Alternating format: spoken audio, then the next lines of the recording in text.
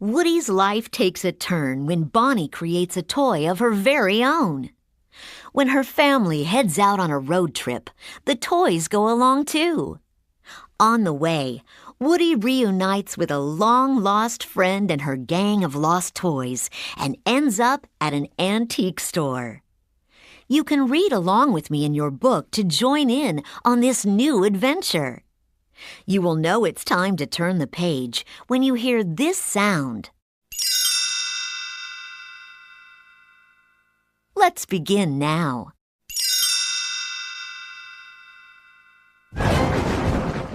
Lightning flashed across the sky as Andy ran into his room with an armful of toys. A huge thunderstorm had hit, and RC was still outside.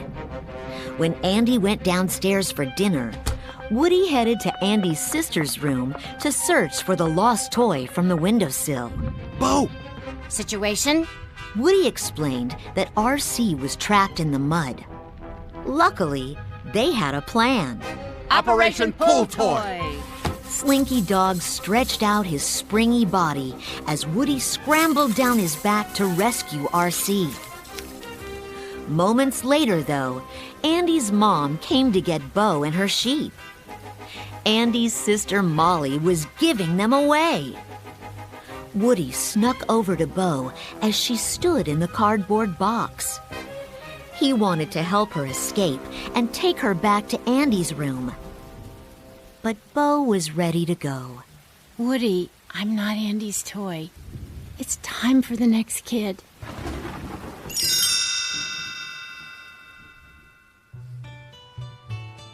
Years passed, and eventually a much older Andy gave his toys to a little girl named Bonnie. She loved them as much as Andy had, but things were different for Woody. He wasn't the favorite toy anymore. When Bonnie was ready for her first day of kindergarten, Woody still decided to go with her, just in case she needed him. At craft time, Bonnie got upset when a little boy took her art supplies. So Woody came to her rescue when her head was turned. He quickly gathered more supplies, including a spork from a wastebasket to cheer Bonnie up. She put some googly eyes on the spork and named him Forky. She even wrote her name on the bottom of his foot, just as she had with Woody. By the end of the day, Bonnie decided to take him home. We got this kindergarten thing under control, eh? I can't believe talking to a spork. But suddenly, Forky sat up.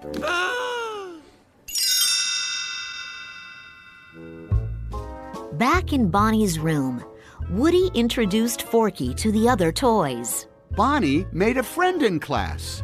She literally made a new friend.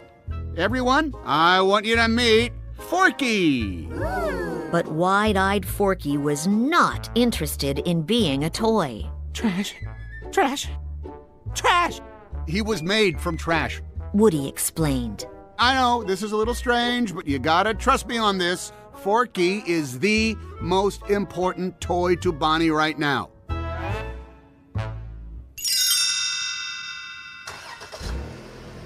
The next morning, Bonnie and her family were going on a road trip.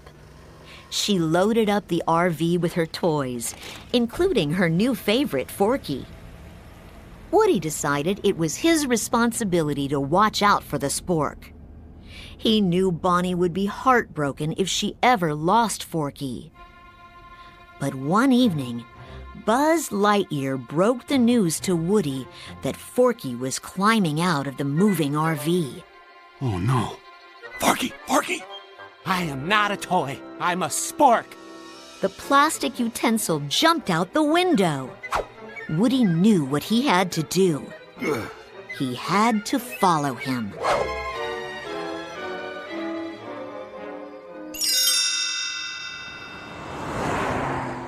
Woody found Forky alone on the highway.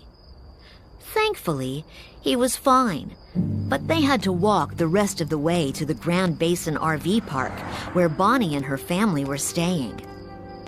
They were almost there when Woody spotted Bo Peep's lamp in a store window. Bo? The antique shop was closed, but Woody and Forky slipped through the mail slot to investigate. Inside, they met a doll in a stroller being pushed by a ventriloquist dummy. Woody apologized for bothering them. Why, you're not a bother at all. We were just out for my early morning stroll. And look, we met you. My name is Gabby, and this is my very good friend, Benson. Oh, Woody, pleasure to meet you. This is Forky. But Gabby wasn't all that interested in Forky. Instead, she pointed at the voice box sewn into Woody's chest. You have what I need. Right inside there.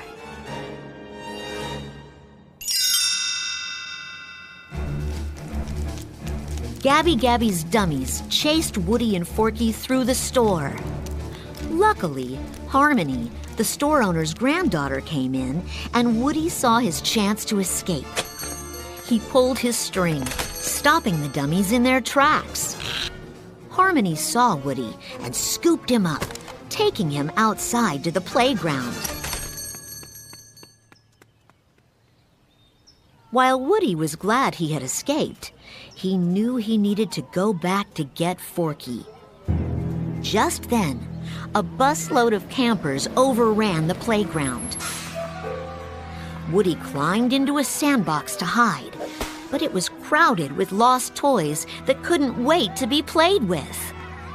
In the middle of the mayhem, Woody saw Bo Peep and her sheep being played with by another kid. Whoa!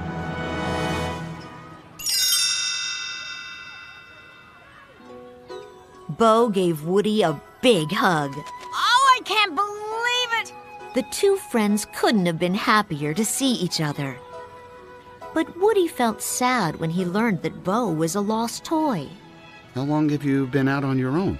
7 fantastic years. Woody was confused. What could be so fantastic about being a lost toy? Don't worry, cowboy. Soon you'll realize it's the best thing that ever happened to you. Bo introduced Woody to her friend Officer Giggle McDimples. Woody hoped Giggle and Bo could help him rescue Forky. Please, Bo, my kid really needs this toy. All right. We'll help you get your toy. Meanwhile, back at the family RV, Buzz jumped out to look for his friend.